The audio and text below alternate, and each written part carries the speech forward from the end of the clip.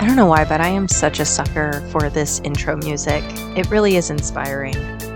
That being said, welcome to Creatively Me with Bree. You guessed it, I am Bree. In a previous video, which I will link below in the description, we created these two watercolor pieces. I grouped them together and then I duplicated it so that way I always have the originals in case I mess up or I decide I don't really like the way that the pattern's coming along, so that way I never have to worry about recreating everything all over again. So I'm taking that copy of the watermelon and I am duplicating it, resizing it, the whole thing. Just, yep. For those of you who haven't seen some of my other videos where I work on seamless patterns, I consider this like a game of art Tetris, essentially. All right, there's going to be a lot of steps coming up, and just bear with me. You might have to pause, replay a few times, but you'll get it. I'm going to get everything situated. Important note. Make sure nothing bleeds off of the canvas. Everything needs to be inside of that border, okay? Everything needs to be on the white canvas. Nothing should bleed off, okay? In a moment, what you're going to see is they're all in one group. You will want to duplicate that group eventually once you have everything you want. But I'm also going to show you how we're gonna start moving the pieces around successfully. But I just wanted to preemptively say, once you have all of this exactly where you want it, all 6 layers, you will duplicate that group of fruit, if you will. So all those, you'll want to duplicate that group, okay? Now, an additional step that you're going to want to take is I'm going to show you what it's like when you add a blank layer and then you fill it with color and take that opacity down. Now you have a transparent layer. See how when you press the selection tool, now it goes all the way to that edge. If you didn't actually have that transparent layer and you just tried to grab the fruit alone in that group, the selection doesn't reach the edge, which means when you would inevitably go to try and duplicate and move these around to make it seamless, the pattern in fact would not be seamless. So I take that transparent layer with all 6 of the fruit layers, duplicate it. Now I'm going to press the selection tool, make sure I have my snapping and my magnetics on. And I am going to drag each group starting from right to left. And you could do it in either way, but I'm doing right to left until it hits yellow and everything is perfectly even. And then I'm going to go left to right. Make sure everything snaps perfectly into place. Zoom in, make sure there's, yep, it lines up nice. If it didn't, you would see an overlap or an underlap of that opacity layer, or the transparent layer rather. And I'm just getting rid of any layers that are now empty from moving. Getting rid of that transparent layer. Okay, now I'm going to take these 3, move them on up to that first group. All right, and I basically now just want to make sure I flatten this so they're all on one layer. And again, I still have my originals from the beginning, just in case. I'm repeating what I did before, creating a transparent layer, grouping those with the flattened layer of the fruit, and now I'm going to move top to bottom. No, other way, bottom to top in this one. You could do it however you want, so long as you do the pattern consistently for you. There we go. And now you can see where some of that awkward space is. Now I can fix that. So I'm going to delete the transparent layers, move up the separated layers and combine them so they're all on one layer together. And now I can see where there might be some places that need some adjusting. So I'm just going to grab that strawberry and I'm going to copy and paste it. And I'm just going to resize and move it around. So there we go. And that pretty much looks good there. I'm just going to repeat that again. This is how we double check it looks good. I'm going to group, duplicate.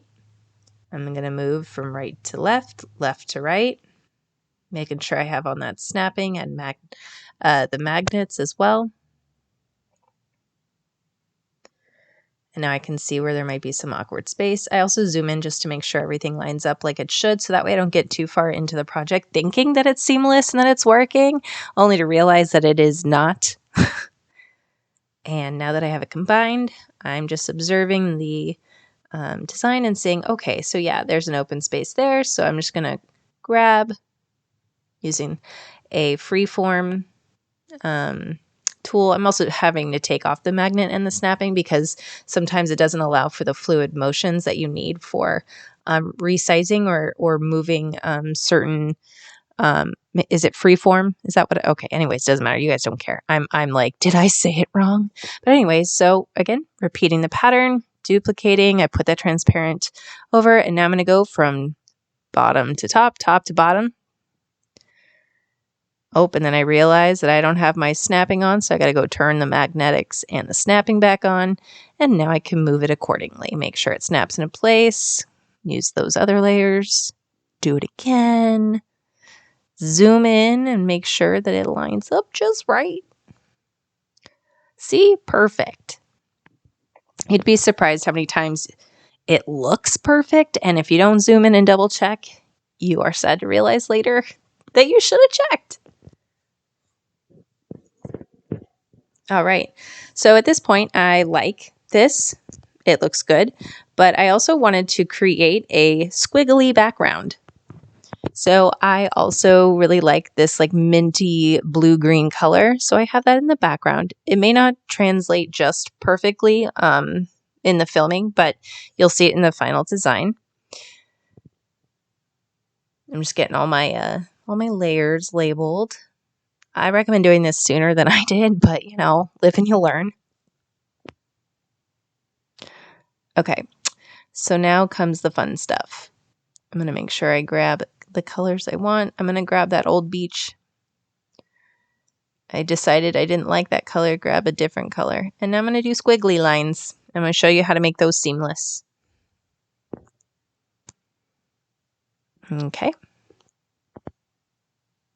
I'm going to hide that layer of the fruit so that way I don't have to worry about it.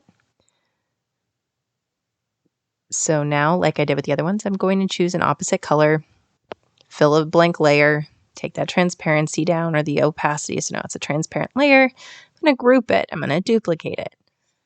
Surprise, surprise. There we go. And now I'm going to bring it from left to right and now right to left. There we go. And you'll see they don't align.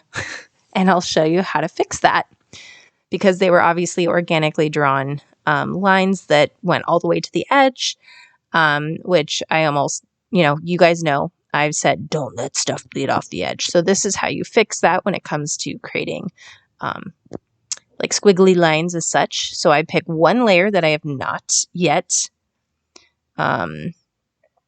what's the word? Merged with the original. No, that's not it. Merged with the other layer. There we go. And I use the distort so that way it only moves the side that I am engaging in. So it keeps it where it should on the other side, but moving only the side that I'm working on, which you guys see here. And I'm basically just lining it up.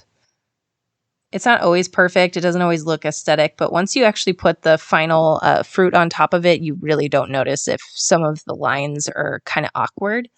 So now I'm going to duplicate it. I'm going to, it's repeating all the same stuff we've done before now. I'm moving it up, moving this down. In the middle, I see there's an awkward sort of space there. Getting rid of the transparent layers. Oops. Getting rid of the transparent layers. Bringing that up. So now I can see that there's a little bit of an awkward space there. So I'm actually going to bring that layer up so it's closer to the other one. Going to combine them. I'm deciding here what to do, as you can see.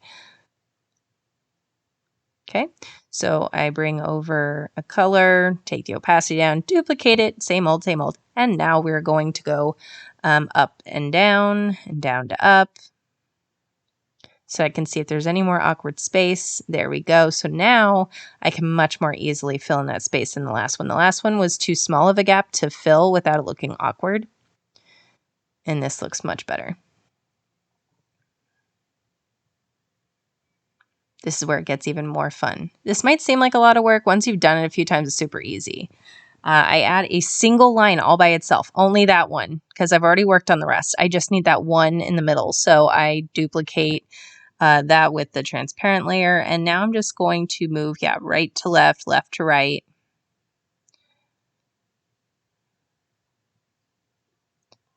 There we go. And then I'm just going to go in, get rid of those transparent layers I don't need anymore. And then I'm going to use the distort tool on one of those layers, whatever one feels right for you. I'm just going to pick that one.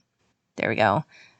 Make sure I'm on distort and then only work on that one side. I'm going to take off the snapping just to make sure that it doesn't try and get me into a place I don't like. And then what I ended up actually doing was going to the other layer as well and adjusting that so that way it wasn't too high or too low in the middle of the other lines. And you can see here, it doesn't line up perfectly on this one.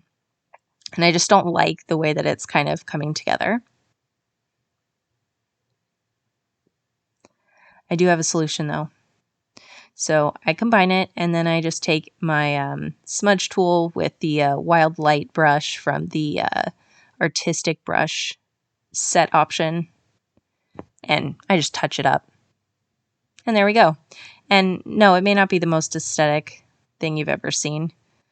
And then also I did move it down a little and I just zoomed all the way in to make sure it touched the edges. So that way it 100% is seamless. Like I don't have to worry. Combine. And now that's what it looks like. Pretty snazzy. And I'm going to group. I'm going to duplicate it. Those are now going to be my originals. And now I flattened it. And now I'm going to duplicate so I can test out this pattern. Whatever corner I grab, make sure those are on. Whatever corner I grab, I go to the opposite. So there we go. I want to do that all the way around. There we go.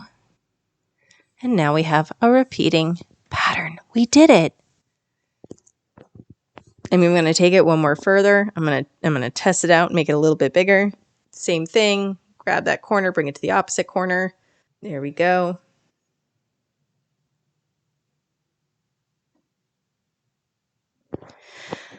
And there you go. A repeat pattern with squiggly lines.